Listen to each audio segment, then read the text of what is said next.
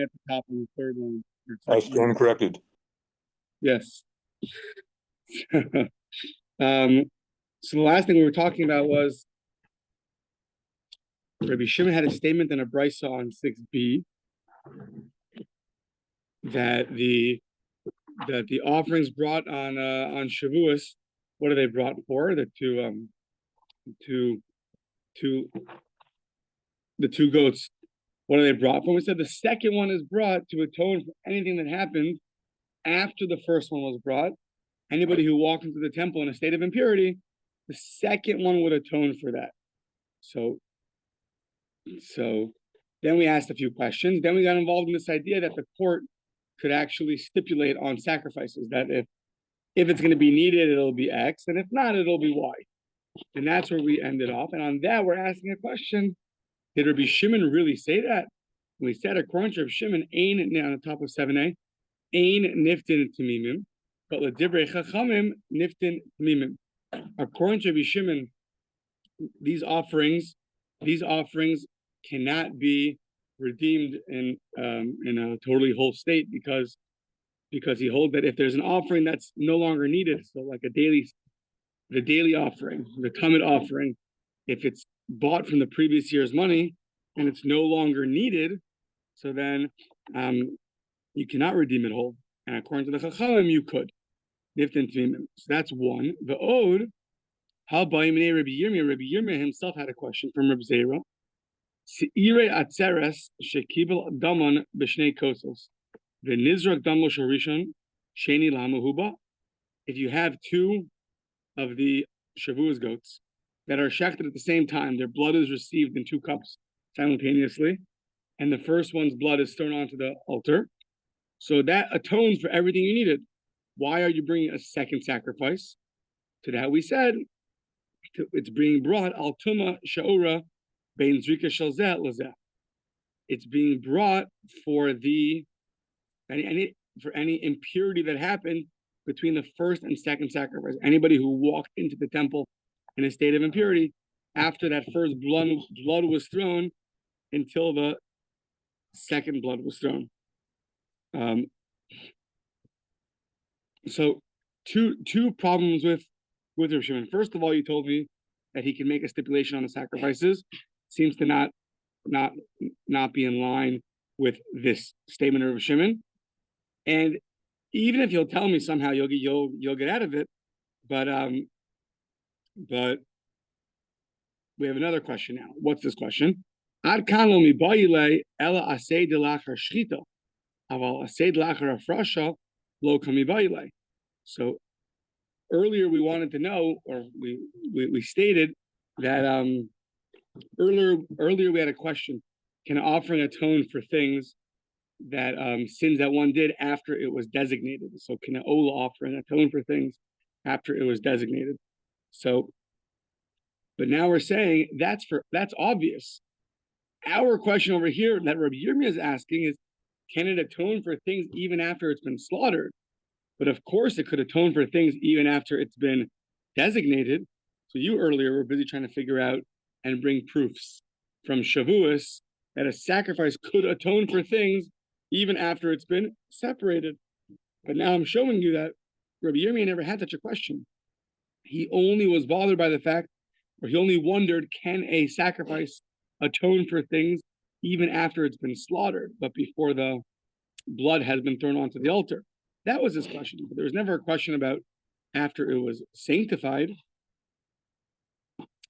So on that second point, the Gemara says, okay, Dilma imtim tzlomer kama.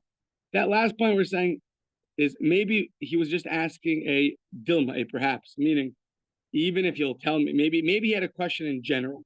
After you have a sacrifice that's been designated, can it still atone for the averas that one does? Or you have to bring a new sacrifice? And perhaps you'll tell me that it does. What about if it's slaughtered? But maybe he also had a question about if it can atone for things even after it's been sanctified.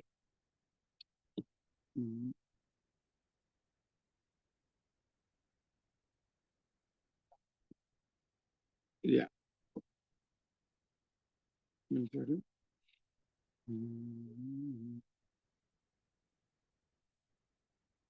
7a. We're about to have 2 dots. Yeah. Okay. Fine. So at least that second one we're going to get out of the problem of the question on Rav Shimon. Okay. Now I think we're going to have. No, not yet. No, not yet. Okay. Itmar Toda Sheshakta L'Shem Toda L'Shem Todas Chaveros. You have a thanks offering that is slaughtered for the sake of your friend's thanks offerings. You both were released from prison, and you crossed the ocean, and your lives were saved. So now you want to bring a thanks offering for yourself and for your friend. So, can you do that? So, Toda Sheshakta L'Shem Todas Chavero, Rabba Amar Kshera, and Rav Chisda Amar Psula. It's a machlokes. Rabba says it's good, and Rav Chisda says it's possible that it's invalid. Rabba Amar Kshera, because Toda L'Shem Toda Nishchata. At the end of the day, a thanks offering was slaughtered for the sake of a thanks offering. It wasn't your thanks offering, it was someone else's thanks offering, but it was still offered for a thanks offering. And Rav Chisda Amar Psula, why? Because L'Shem Shlomim Didei Nishchata Be'ina. We need it to be slaughtered for you, meaning you, the one bringing the offering, it has to be slaughtered for you and not for somebody else. So, 2 opinions. Can a thanks offering be slaughtered for somebody else's, or not? So, Amar Rabba, what's my source? Rabba says that it's good, that you could do it. What's his source? Menamin, Allah Tanya, Ubasar Zevach Todas Shlomo, the Yom HaKriva as Zbachim V'Gomer. So the pasuk refers to the slaughtering of the Toda as a Shlomim. So, Abba Chanan Amar Mishum Rabbi Eliezer, Balulamed, it's coming to teach you Toda. The verse calls it a Todas Shlomo. So it comes to teach you Toda Sheshachta L'Shem Shlomim Kshera. It's coming to teach you that if you have a Toda that's slaughtered for the sake of a Shlomim, that's going to be kosher. But if you have a Shlomim Shenishchata L'Shem Toda, Psulim. If you have a Shlomim that's shechted for the sake of a Toda, that's going to be invalid. What's the difference between a Toda as a Shlomim and a Shlomim as a Toda? Toda Kruya Shlomim, ain't Shlomim Kruya Toda. A Toda is called a Shlomim, but a Shlomim is not called a Toda. So therefore, Shlomim L'Shem Toda Psula. A Shlomim for the sake of a Toda is going to be invalid. However, what's the inference from this brisa? Only a Shlomim for the sake of a Toda is invalid, but HaToda L'Shem Toda is Kshera. But a Toda for the sake of a Toda, that's going to be valid. What's the case of a Toda for the sake of a Toda? A thanks offering slaughtered for the sake of a thanks offering. Ma'ilav dechavre. Is it not talking about a case where you slaughter a thanks offering for your friend, and yet we see that it's good, and that's a good proof for Rabbah? Lo, D-Day, when it said Toda for the sake of a Toda, it meant for your own Toda. Aval dechavre, my psula. But what do you want to say? A Toda slaughtered for your friend's Toda is going to be invalid? Well, let's think about this. Adatani shlama l'shem Toda psula. The brisa said a shlomim for the sake of a Toda is invalid. Lisni Toda l'shem Toda. If you wanted to teach me that a Toda, a thanks offering, slaughtered for your friend is invalid, so instead of teaching me a shlomim slaughtered for its friend is invalid, just teach me a Toda slaughtered for its friend is invalid. And if a Toda slaughtered for your friend is invalid, for sure a Toda slaughtered for a shlomim is going to be invalid. So, but yet the brisa didn't do that. So, adatani shlomim l'shem Toda psula, listening Toda l'shem Toda, the kol shekain shlomim l'shem Toda. So why don't you just do that? Teach me that a Toda for the sake of a Toda, for someone else's Toda, thanks offering is going to be invalid. Then I will know that a shlomim for the sake of a Toda is going to be invalid. But you didn't do that. So sounds like really a Toda for the sake of a Toda, someone else's Toda is going to be valid. Just a shlomim for the sake of a Toda is going to be invalid. So that the Gemara says, no. Shlomim l'shem Toda, it's strictly. I had to teach a case of when I'm shechting a shlomim, and instead I have in mind the Toda, that it's going to be invalid. Why? Since a Toda is called a shlomim, and therefore, if you slaughter your own Toda offering, you have in mind the Shlomim, it'll be good. You would have mistakenly thought that a Shlomim is also called a Toda. They're interchangeable. And therefore, if you would have slaughtered your Shlomim, but you had a Toda in mind, you would have thought that that is going to be good also. And therefore, you would have thought that it's going to be valid. To that we say, Kamash Malan, that no, a Shlomim for the sake of a Toda is going to be invalid. But the point is that don't ask me why I didn't teach a Toda for the sake of a Toda. I had a special reason to teach that a Shlomim for the sake of a Toda is going to be invalid, because you would have thought it would be valid.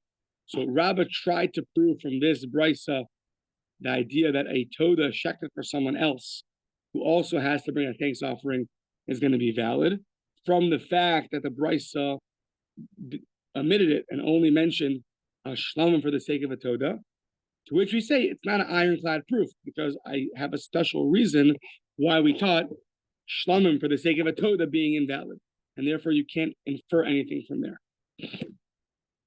Okay, now I think we have 7 statements of Rava coming up, and the mnemonic will come at the end, interestingly.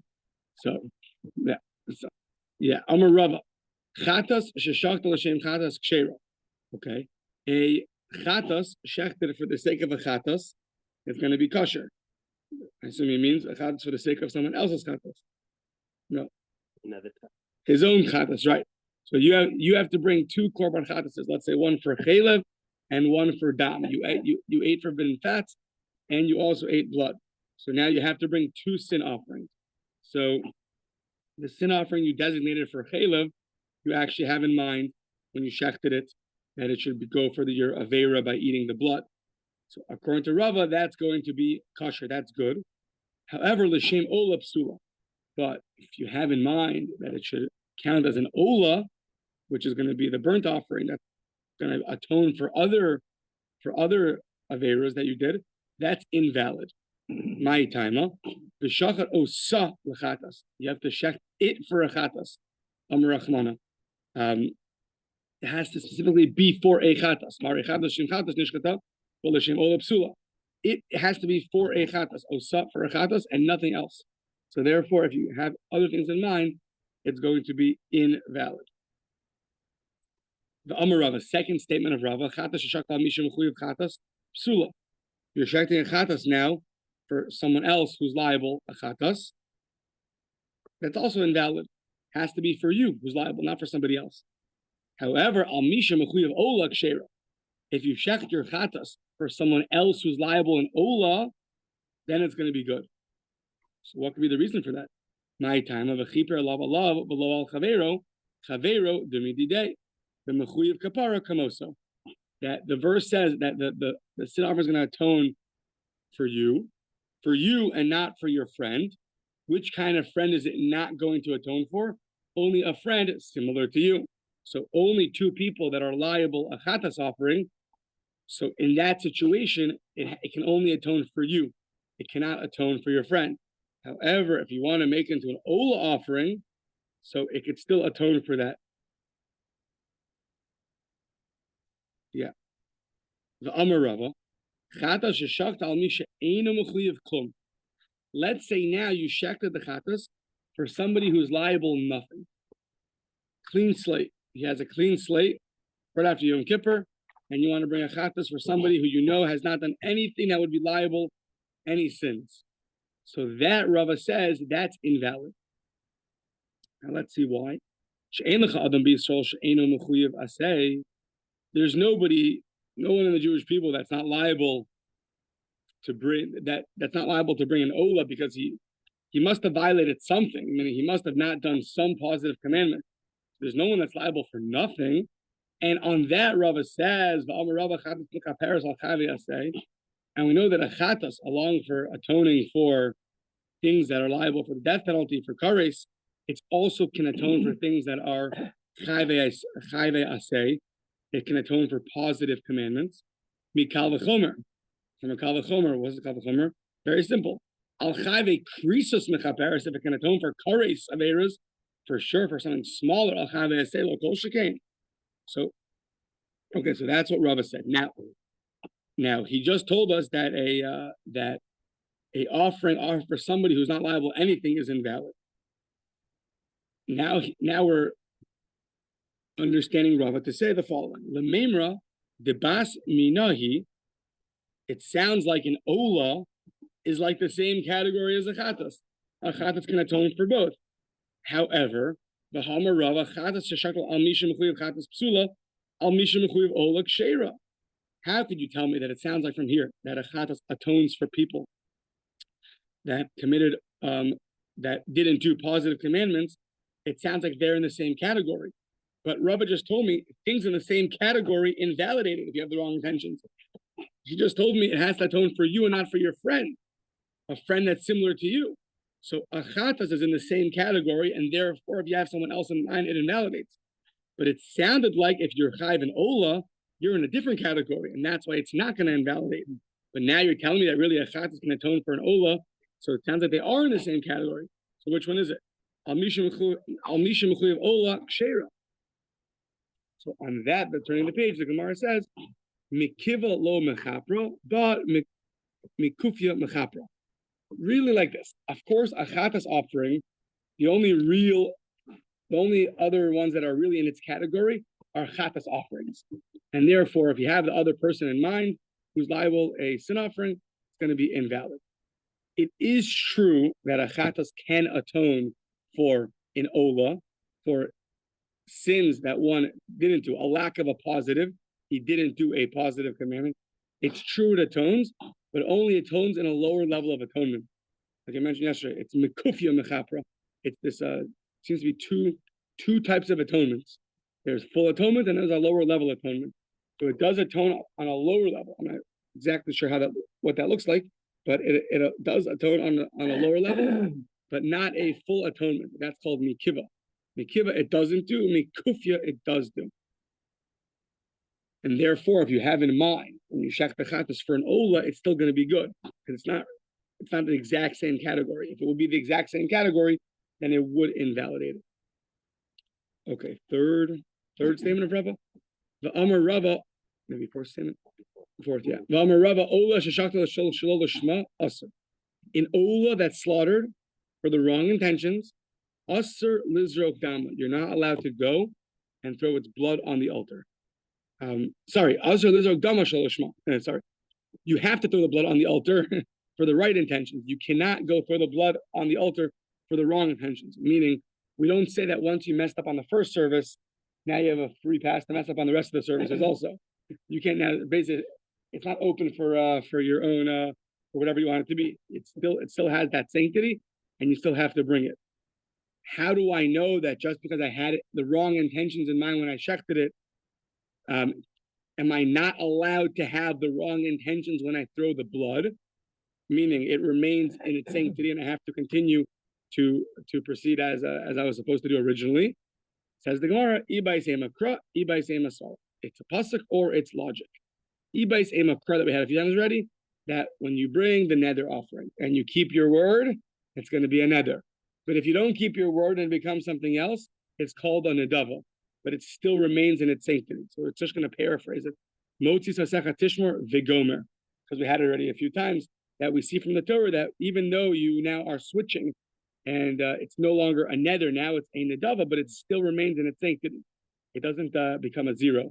So to here, even though you slaughtered it for the wrong intention, but it doesn't remain a zero, you have to proceed. You have to treat it. It's still a holy offering. You have to proceed as you should. Svara, or it's logic that what we also had earlier. Just because you switched in one area, you should switch in another area. Just because you messed up at the first service, you should mess up again. No, that doesn't make sense. So therefore, you have to continue doing zrika for the right intentions, because all the services need the right intentions, and zrika, throwing of the blood, is one of the services. So they all four have to have the right intentions, and just because you messed up on the first one does not mean you can mess up on the next three. Okay, fifth statement of Rava. Rava ola habala achar misa shachta b'shinei kodesh psula b'shinei ba'alim kshera. So a person designates an Ola offering, and then he dies. So now the Yoresh, the inheritor, has his Ola offering. So now let's say he shechs it for a different offering, the Shinui Kodesh, as a Chatas or something. That's going to be invalid. However, let's say he shechs it for a different owner. The Kohen goes and shechs it, not for Joe who just died, but for Jim, who's alive and kicking. So if he does that, that's fine. Why? The ein bailim la'achar miso. There's no owner of the offering after the person died, and therefore the offering still remains in its sanctity. However, you have to, but you can offer it even for somebody else in mind. That's all the opinion of. That's the first opinion. Rav Pinchas Brei de Rav Ami says, Rav Pinchas, the son of Rav Ami, says, Yesh bailim la'achar misa. He says that there is ownership after death, and therefore you would have to shech with that person in mind. Amar le Rav Hashi le Rav Pinchas Brei de Rav Ami. So he asked him, when you say that there is an owner after death, meaning the inheritor now owns the korban, dafka kamarmar yesh bailim la'achar misa. Do you mean to say that there are owners after it died, and therefore, I think it means that they themselves and therefore you that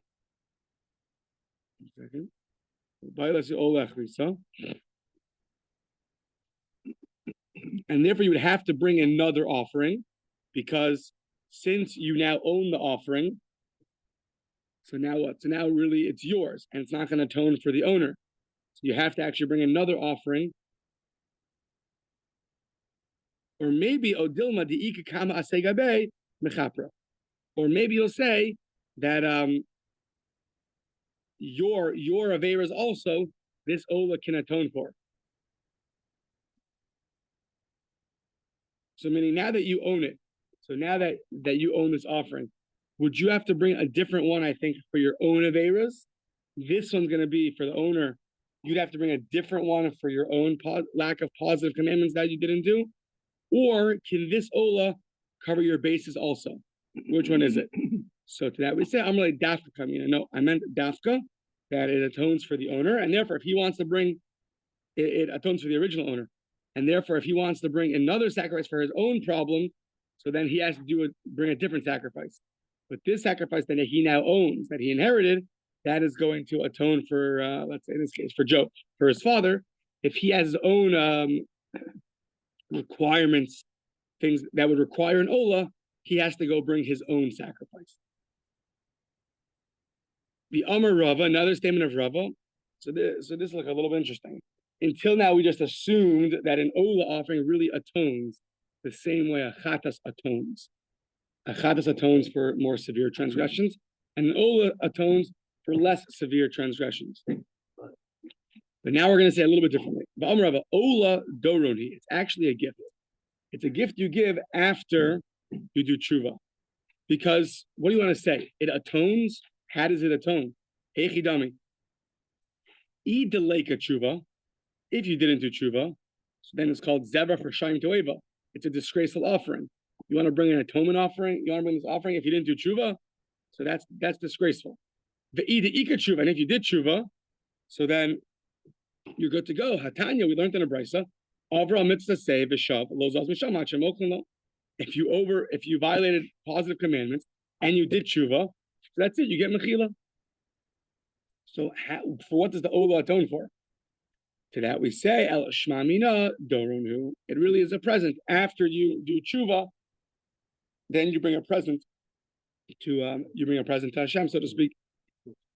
And, really? Oh yeah, 50. Okay. So, el shmamina doronu, and Ola offering is actually a gift that's brought. It's not necessarily, it doesn't atone. It's a gift that's brought after you did tshuva on a lack of doing a positive commandment. Tanya nami hachi, a brisa, the siman for the 7 statements, chatas ami mechaper, ola la'achar doron siman. Tanya nami hachi, a brisa to support this. Amr Shimon Chatas Lama Ba. Lama Ba Lechaper. A Chatas, why is it brought? Why is it brought to atone? Elalama Ba Lifnei Ola. Why do you bring a Chatas before you bring an Ola offering? That we say Lepraklit Shenichnas. So Ritza Praklit Nichnas Doron Acher. You want the intermediary to intercede between you and the king for violating what the king wanted. So after the intermediary, after your messenger goes in and intercedes on your behalf and asks for forgiveness, then you can go and bring a present to the king. So to here, you bring a chatas first to ask for atonement, and afterwards you bring an ola as a present. Okay. Next part of the Mishnah. The Mishnah said that even though the other offerings that are shechted, slaughtered for the wrong intentions, they're going to remain in their sanctity, but that's only true for everything except for a Pesach or a Chatas. A Pesach offering that's slaughtered on the 14th, if you have the wrong intentions, it's totally invalid. And a Chatas. Also, a Chatas at any point, if slaughtered for the wrong intentions, is totally invalid. As opposed to all the other offerings that they still remain in their sanctity, they just don't count as your they're not going to count as your obligation. You have to bring another one. So let's see. Oh, we have time. Okay, great. So chutzmina. What's that? 15. Okay. Chutzmina Pesach ve'achatas, except for a Pesach and a chatas. Pesach mino, and how do I know that a Pesach offering slaughtered for the wrong intentions totally invalidates the offering? The chsiv shamres chodesh aviv. You should guard the month of the aviv, the of what of springtime, yeah, the month of where everything ripens. The asisa Pesach, and you should do the Pesach. What does it mean? You should do the Pesach. What does that mean? Shehiyu kol asiyosav l'shem Pesach. All your doings should be for the sake of Pesach. Okay, so everything has to be for the sake of Pesach. Now, Eshkechan Shinui Kodesh, that's all good. You have to have the right intention for the sake of a Pesach offering and not for the sake of something else. But Shinui Bailimino, and how do you know that you have to have the right owners in mind when you're shechting it and not and that's going to invalidate it? Dichsiv va'amartem zevach Pesach hu shetehei zvicha l'shem Pesach. Should be a sacrifice of Pesach. What does that mean? The slaughtering should be a slaughtering for Pesach. The slaughtering should be for the sake of Pesach. Now, we already know that you have to slaughter it with the right intentions. Therefore, if it's not coming to teach you something about its sanctity, so then it should come to teach you that you have to have the right owners in mind, and if not, it's going to be invalid. Now, says the Gemara, mitzvah. All you've showed me so far is I have to have the right intention. Maybe that's to fulfill the mitzvah in its ideal state. But how do I know la'akev minon? How do I know that if I don't have the right intentions, it's ma'akev, it's preventative, it doesn't count at all? Maybe you would have thought, if I have the right intentions, I get an A+, and if not, I get a B. How do you know that if I have the wrong intentions, I get an F? How do you know that's true? Amar kra v'zavachta pesach la'Hashem Elokecha. So it says v'zavachta pesach la'Hashem Elokecha. It sounds like it only can be for the right purposes and no other purpose.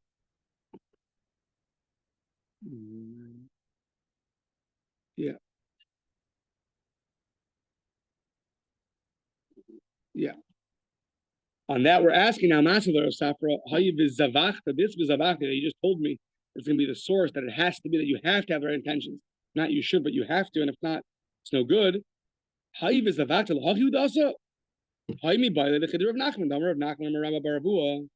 We need this for another exposition of Rav Nachman in the name of Rabbi Barabua. Minayin lemosar Pesach shekari shlamim. How do I know that? Let's say you have a Pesach offering left over, but what it means is, let's say it got lost. You designated this animal as your Pesach offering, then it got lost, so you replaced it with another one, and then you found it. So what do you do with that first Pesach offering that ran away, and now you found it? It can be used as a shlomim. It's not that it's invalid, even though you already brought another one in its place, but it can be used as a shlomim. How do I know? Shenemar b'zavachta pesach l'Hashem l'kacha son ubakar. There's a flock and cattle. So bakar cattle, the Pesach offering is not brought with cattle. It's only brought with the sheep or the goats, not brought with the cattle. So why does it mention with the cattle?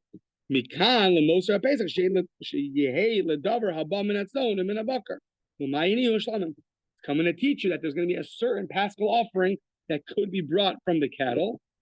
What's that? It's going to be the offering that got lost, and then you found it. That can be used. That can be brought even from the cattle. And what's that? That's going to be a shlomim, meaning you can now bring that animal as a shlomim. So we already used up v'zavachta to teach you that a Pesach offering can be brought as a shlomim. So it's not available to teach us that if you bring it for the wrong intentions, then you have then it's a zero. El Amr of Safra v'zavachta Pesach l'kidur Rav Nachman. So we really need v'zavachta Pesach for Rav Nachman, like we just said. Shomer es chodesh ha'aviv though lemitzvah v'shinui kodesh.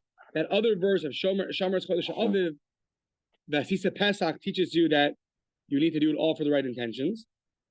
That's lemitzvah.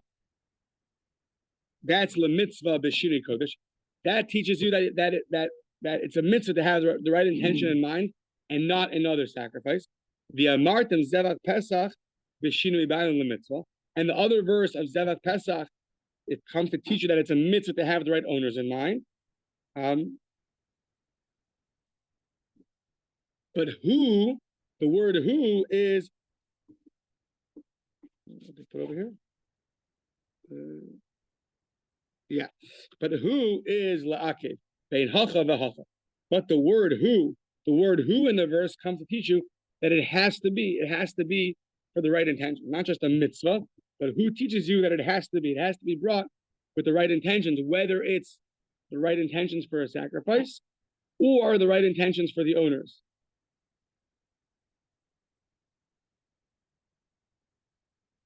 Yeah, meaning who this offering has to be in its state, meaning you have to bring it in its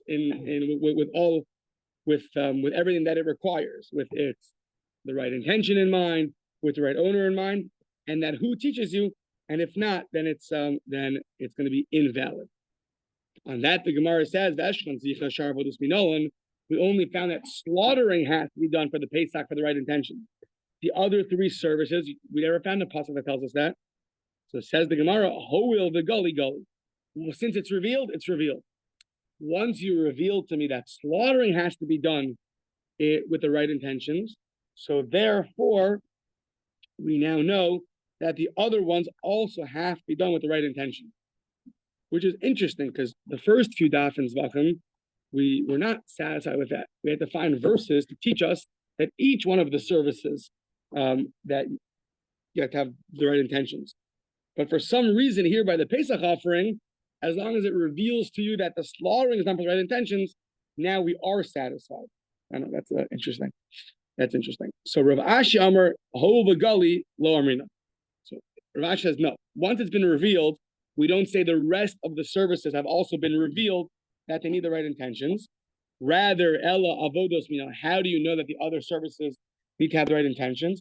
Dichsiv, an exposition that we had earlier, that it compares all the offerings to a shlamim. Zos hatoda, la'ola, la'mincha, la'chadas, la'ashim, la'lun, la'zevach, hashlamim. We compare all of them to the shlamim, and just like a shlamim has to have all the services with the right intentions, so to everything else.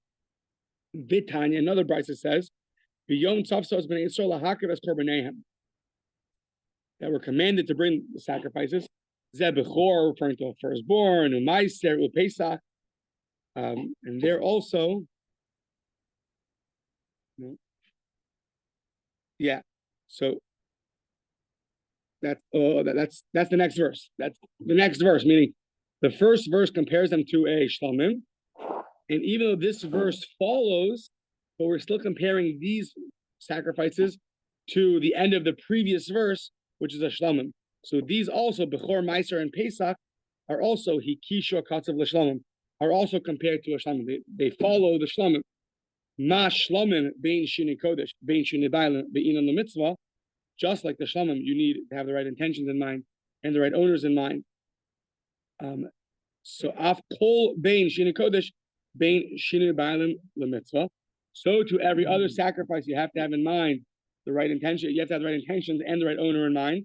That's the mitzvah. Ukishlamim, just like a shlamim, ma shlamim bein zvicha bein sharavodos lo chilachta behen lemitzvah. By a shlamim, you didn't differentiate between the slaughtering and the other three services. They all have to have the right intention in mind.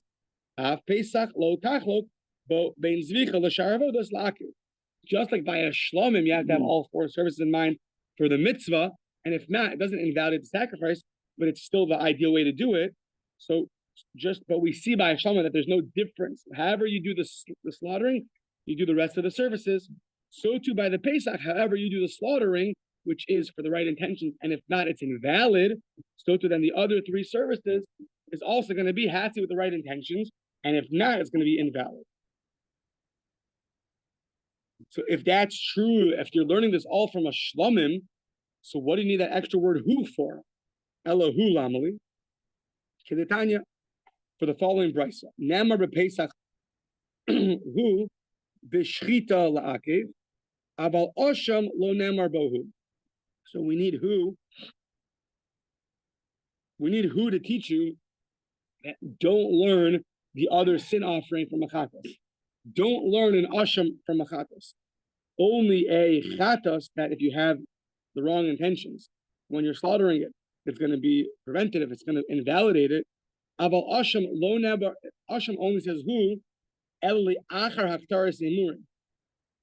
The word who by an asham is only mentioned after the you bring up the other parts of the animal, not part of not. It doesn't say who by any of the four primary services. It says who when you bring up the limbs up on the altar. However, who atzmo shelo huktri emuriv kosher. But the offering itself, even if you don't bring up those parts of the animal, is still going to remain kosher. So the word who by the asham is placed in a different place from achatas, and we don't want you to learn. We don't want you to learn an asham from a chatas. Is it 6:05? Mm-hmm. Okay, I'll do a little more. That was all to teach you now that the Pesach offering everything has to be for the right intentions, and if not, it's invalid. The other one that has similar rules, has the same rules, is a chatas. A chatas does not follow, is different than the rest of the sacrifices. The rest of the sacrifices, except for a Pesach, if you have the wrong intention, it's going to remain in its sanctity. But a chatas, a sin offering, if you have the wrong intentions, it's going to be invalid. Chatas minolo and the shachat osat lechatas. The slaughtering has to be for a chatas. The shachat osot lichatas. The Torah tells you specifically, slaughter it for a chatas. So that's all good by shchita, ashkan shchita. That's all good by slaughtering. But kabbalah minolo. What about accepting the blood in the vessel? How do you know that has to be for the right intentions, and if not, it's going to be invalid? The Kohen takes from the blood of the chatas. Shetehei kabbalah l'shem chatas. That accepting the blood has to be for the sake of the chatas. Okay, v'ashchan shita v'kabbalah, but zrika minolan. How do I know that throwing has to be with the right intentions? I only saw slaughtering and accepting. How about throwing? The Amar Kra says the verse v'chiper lava Kohen me chataso. The Kohen's going to atone from his sin. Shetehei kapara, the atonement has to be for the sake of the chatas, and the atonement is the throwing of the blood. And so therefore, the throwing of the blood, which is the atonement, has to be for the sake of a chatas. Ashkechan shinui kodesh. That's all good. Only the halacha we didn't ask. The fourth service. We're walking over. We only asked on 3 of the services. Not the fourth one. I don't know. Okay, maybe we'll ask later. I don't know. So I haven't seen later yet. So fine. That's all true. Ashkan shinui kodesh. That's all true if you have the wrong intentions in mind. But shinui bailam minolam. If you have the wrong owner in mind, how do I know that that's also going to be invalid? Amar kra alav v'lo chavero. It has to be atoned for you and not for your friend. You cannot have it atoned for your friend's sin. Ashechon mitzvah la'akev minon. I know it's for a mitzvah. It's the right thing to do. But how do I know if I don't do it, it's going to prevent the offering from having any atonement? It's going to be an invalid offering. The Amar of Huna, brother of Shua. Chatos, chataso. Hachanami, chataso. So it sounds like the extra vav. It could have written me chatas, but instead it said chataso, coming to teach you that it has to be that it has to be for its sake, for this chatas. If it's for something else, then it's going to be preventative. Okay, I think we should stop there. 2 minutes.